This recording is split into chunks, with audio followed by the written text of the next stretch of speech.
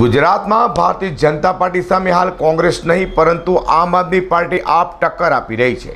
તે સુરતમાં ભાજપના મોટા કાર્યકર્તાઓ આપમાં જોડાતા રાજકીય હલચલ ફરી જોવા મળી રહી છે। ગુજરાત વિધાનસભાની ચૂંટણી નજીક આવી રહી છે। જો કે હાલમાં ભાજપ કોંગ્રેસ નહીં પરંતુ ભાજપ અને આમ આદમી પાર્ટી એટલે કે આપ વચ્ચે સીધો જંગ હોય તેમ લાગી રહ્યું છે।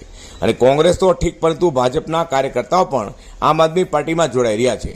તે સુરતના સચિન વિસ્તારમાં ભાજપના મોટા કાર્યકર્તાઓ મોટી સંખ્યામાં આપમાં જોડાયા હતા, જેને લઈને રાજકીય પંડિતો પણ આ મામલે ચર્ચાઓ કરતા નજરે પડ્યા છે। મારું નામ મહેન્દ્ર નાવડિયા, સુરત શહેર પ્રમુખ આમ આદમી પાર્ટી। આજે કઈ જગ્યાએ શું પ્રોગ્રામનું આયોજન કરવામાં આજરોજ 84 વિધાનસભાની અંદર સચિનની અંદર કોમ્યુનિટી હોલમાં ભારતીય જનતા પાર્ટીમાંથી સુજીત કુમાર જયસ્વાલ કરી કાર્યકર છે, એમની પોતાની ટીમ સાથે લગભગ હજારો કાર્યકરોનું લિસ્ટ અમને આપ્યું છે અને એમના કાર્યકરોની સાથે આમ આદમી પાર્ટીમાં આમ આદમી પાર્ટીની વિચારધારાથી જે આમ આદમી પાર્ટીની કેજરીવાલની ગેરંટીઓને લઈ અને કેજરીવાલના કામ જોઈ અને રોજ આખા ગુજરાતની અંદર હજારોની સંખ્યામાં આમ આદમી પાર્ટી સાથે લોકો જોડાઈ રહ્યા છે।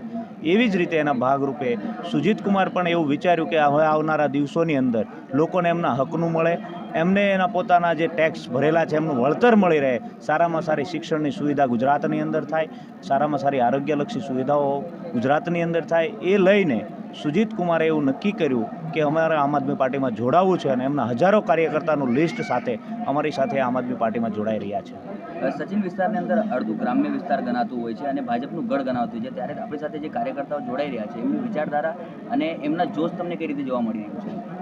સૌ પ્રથમ તો કહેવા માટેનો ગઢ છે, કારણ કે કોંગ્રેસની જે નિષ્ક્રિયતા છે એને હિસાબે હંમેશા ભારતીય જનતા પાર્ટી જીતતી આવી છે। આમ આદમી પાર્ટી કોઈ ગઢને કે એવું માનતું નથી। આમ આદમી પાર્ટીની જે રાજનીતિ છે હંમેશા શિક્ષણ અને આરોગ્યલક્ષી રાજનીતિ છે અને એ રાજનીતિથી પ્રભાવિત થઈ અને લોકો જોડાઈ રહ્યા છે। અત્યાર સુધીની રાજનીતિમાં માત્ર ને માત્ર ફાંકા ફોજદારી સિવાય કોઈ બીજી વાત હતી નહીં અને લોકો આ મદારીના ખેલ જોઈને કેમ પ્રભાવિત થાય એવી રીતે ભારતીય જનતા પાર્ટીથી પ્રભાવિત થઈને લોકો મત આપતા હતા। અત્યાર સુધી કોઈ વિકલ્પ નહોતો ને કોંગ્રેસ એમાં નિષ્ક્રિય હતી, એટલા માટે લોકો ભારતીય જનતા પાર્ટીનો સ્વીકાર કરતા હતા ને એટલે આપને ગઢ જેવું લાગતું, બાકી ગઢ નથી। આવનારા દિવસોની અંદર ભારતીય જનતા પાર્ટીને 84 વિધાનસભામાં અમે કરારી હાર આપશું એવો મારો વિશ્વાસ છે। આપણી પાર્ટી દ્વારા ઉમેદવાર જાહેર કરવામાં આવ્યા છે, એમનું સ્થાન કઈ રીતે મળ્યું છે અને એમને કઈ રીતનું પ્રતિસાદ અહીંયા મળી રહ્યો છે? અમારી પાર્ટીએ 84 વિધાનસભામાંથી માન્ય પ્રકાશભાઈ કોન્ટ્રાક્ટરને અમે ઉમેદવાર તરીકે ડિક્લેર કર્યા છે। પોતે કાંઠા વિસ્તારમાંથી આવે છે અને કાંઠા વિસ્તાર માટે ખૂબ મોટું આંદોલન ચલાવેલું છે અને એ આંદોલનના ભાગરૂપે લોકો એને ખૂબ સમર્થન અને આપી રહ્યા છે અને સારી રીતે એ લોકો એમને સમર્થન આપી રહ્યા છે। તો અમે માનીએ છીએ કે આવનારા દિવસોની અંદર જ્યારે ઇલેક્શનની અંદર ખૂબ મોટી સંખ્યામાં મોટી લીડથી પ્રકાશભાઈનો વિજય થશે એ અમારો આત્મવિશ્વાસ છે। सुजीत रामप्यारे जायसवाल। सुजीत भाई, आज किस कार्यक्रम में आपने पधारे हो और कार्यक्रम का मुख्य हेतु क्या था? हमारा कार्यक्रम का मुख्य हेतु ये है कि हम भ्रष्टाचार से बहुत तंग आ चुके हैं। हमारा कोई भी कार्य होता है सरकारी काम, उसमें हर चीज़ में भ्रष्टाचार ही है। बिना पैसा दिए कोई सरकारी काम होता नहीं। और दूसरी चीज़, केजरीवाल जी की सबसे बड़ी जो अच्छी लगी हमें, स्कूल, शिक्षा व्यवस्था और दवाई, मेडिकल का, वो अगर ये उपलब्ध सुविधा फ्री करा देते तो आम आदमी को चाहिए क्या? जीवन जीने के लिए मूलभूत सुविधा सबसे ज़्यादा खर्चा होता है स्कूल में, पढ़ाई में और दूसरा दवाई में। ये दोनों यदि हमें सुविधा फ्री में मिल जाए तो हम आराम से अपना जीवन बसर कर सकते हैं। यदि 10,000 रुपये महीने भी कमाने वाला कमाए तो आराम से अपना जीवन बसर कर सकता है। इतनी महंगाई हो गई, 410 रुपये में गैस बाटला था।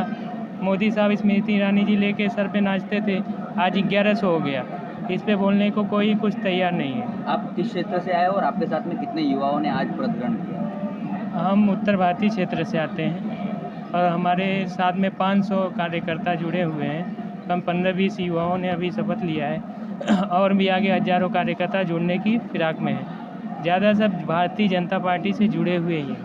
ભાજપના ગઢ અને તેમાં પણ ભાજપ પ્રદેશ પ્રમુખનો મત વિસ્તાર ગણાતા સુરતમાં ભાજપના કાર્યકર્તાઓ આપમાં જોડાતા ચૂંટણીમાં રાજકીય સમીકરણો બદલાશે તેમ લાગી રહ્યું છે।